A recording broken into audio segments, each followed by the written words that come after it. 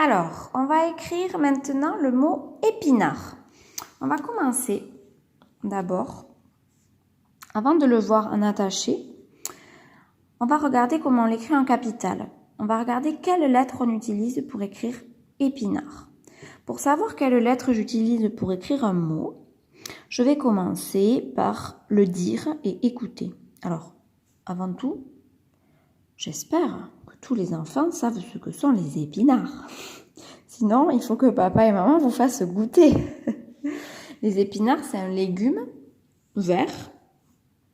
Ce sont des feuilles et ça peut se manger avec une béchamel, en gratin ou à la poêle, dans des lasagnes. Voilà, c'est très bon pour la santé, donc c'est important d'en manger. Donc, épinard. Je dis le mot et j'écoute. Combien de syllabes et quelles sont les syllabes? Épinard. Déjà, il y a 3 syllabes. La syllabe et, la syllabe pi et la syllabe nar. Donc, il faut d'abord qu'on commence à écrire la syllabe et. La lettre qui fait et, l'alpha qui fait et, c'est Madame et. Alors, c'est un E. Tiens, on va l'écrire en script plutôt qu'en capital. Donc, hop, là j'ai écrit et. Bon, avec un accent. Vous savez, c'est son auréole. Quand elle a l'auréole, elle fait et. Donc, et. Maintenant, je dois écrire pi. Pi. Dans pi, on entend p. P. Le p, c'est la lettre P. Donc là, j'ai écrit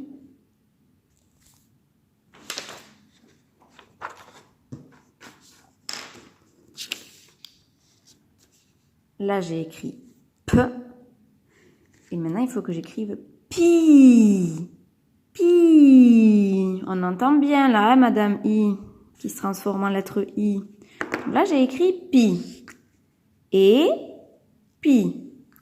Maintenant, à la suite, là, il faut que j'écrive nar. Nar. N. N.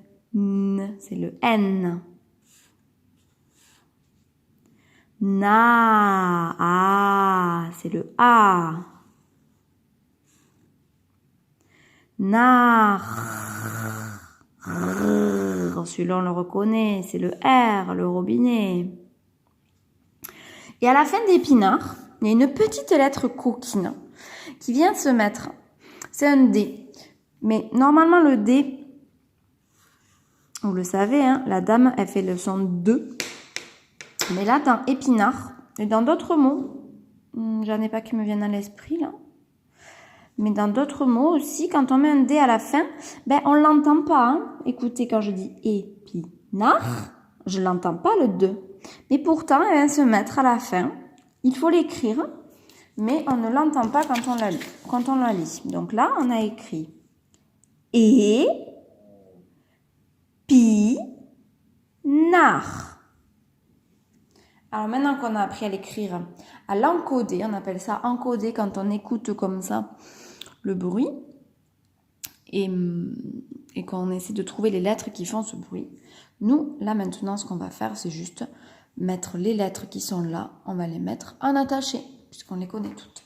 Allez, c'est parti.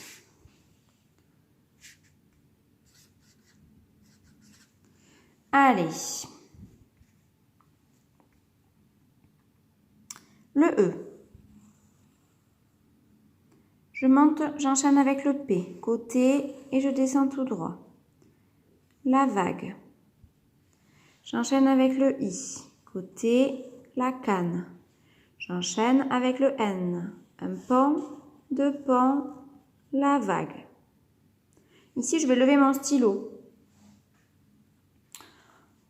Là, je peux, si j'ai envie, ou je peux le faire à la fin aussi, mais souvent, il vaut mieux le faire au milieu parce que comme ça, on n'oublie pas. Je viens mettre mon accent et je viens mettre mon point sur le I. Puis, je reviens ici à mon N. Maintenant, je vais écrire le A.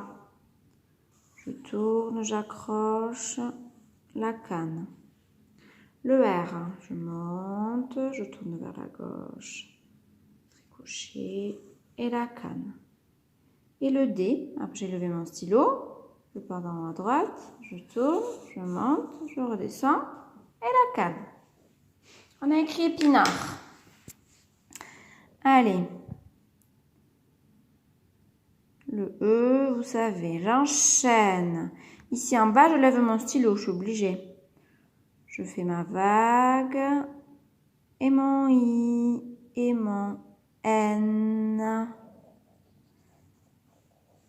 Je fais mon A, je tourne, j'enchaîne. Je lève mon stylo et le D. Je n'oublie pas l'accent sur le E. Alors, il est bien. C'est important de le faire dans le bon sens. Je pars d'en bas et je monte vers la droite. D'accord? C'est important de le faire comme ça. Et ensuite, le point sur le I. Et on a appris à écrire épinard. Allez, à vous les grands!